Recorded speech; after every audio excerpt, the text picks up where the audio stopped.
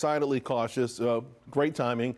Want to bring on now Main Street Asset Management CIO, Aaron Gibbs. All right, Aaron, so you're maybe too young to know about stagflation, but I'm sure you read about it. In the 70s, it was pretty rough. I was around. There have been hints. Essentially, we're talking economic growth down. Yep. GDP report today came in much lower than expected.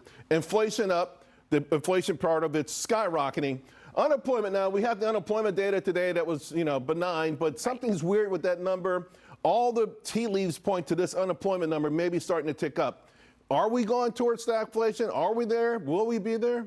I think given the recent increase in inflation, because that's really one of the biggest drivers right now, is that if we hit, and we keep seeing these increases and incremental increases, and I've talked about having a second wave of inflation, it really just happens once.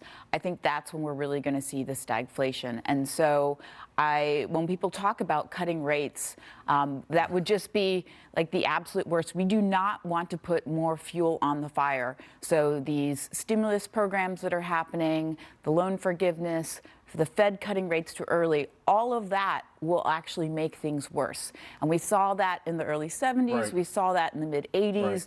And so these are the policies that are actually making things worse for us. It's so crazy because the whole run-up to the Fed rate hike cycle centered around Arthur Burns, the Federal Reserve official who got it wrong, and Paul Volcker, the Federal Reserve official who got it right. And Jay Powell went to the Senate. He said on the Senate floor he would not be Arthur Burns. And, listen, they didn't cut rates. Right. But some are wondering why they stopped hiking. Maybe they stopped hiking too soon. Maybe they stopped hiking soon. I think we've definitely got to really put the word out that the idea of having even one rate cut this year is right. really unlikely because we need to slow down this inflation. It really is starting to pick up and it is becoming concerning. Yeah, and that's another thing. A lot of folks are saying Powell talked this inflation, helped us add, by even saying we're going to have 3 rate cuts was too much, too early, and actually made his job a lot harder. Right. I was reading your note. You're saying all these things we're talking about plus a 5% bond yield right. means that this 21 PE ratio should be 15? It should be. So when we're looking at basically a sort of a 5% yield, which we're getting right. close to on the 10-year, that really discounts how much you should be paying for equities because these are obviously the more riskier investments.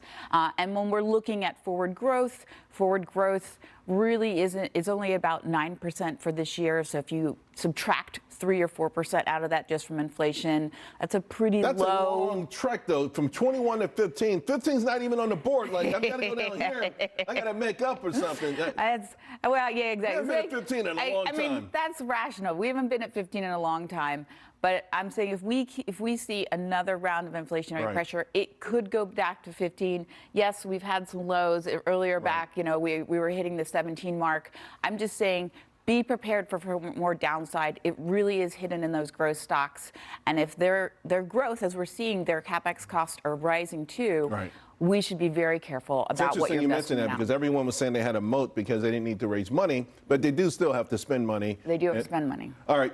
This is how we deal with this, fear and capital preservation. Right. Go long the VIX. Right. Right now, the VIX is still relatively low. Even though we've seen a lot of fear right. just in the past week, it's still relatively cheap. Trade off the fear. This is more of a short-term trade, but I think with just increased political instability around the world, any sort of big shock or escalation. Like a great idea. I mean, an insurance policy. We saw this thing can spike. When it goes crazy, it spikes. They have one thing in your portfolio that's spiking when everything else is red will feel pretty good. Yeah, and if we see some more disappointments in any of these big tech names, right. that's going to spike. And the S-tip. So short-term inflation-protected treasuries. It takes a long while to get right. it out.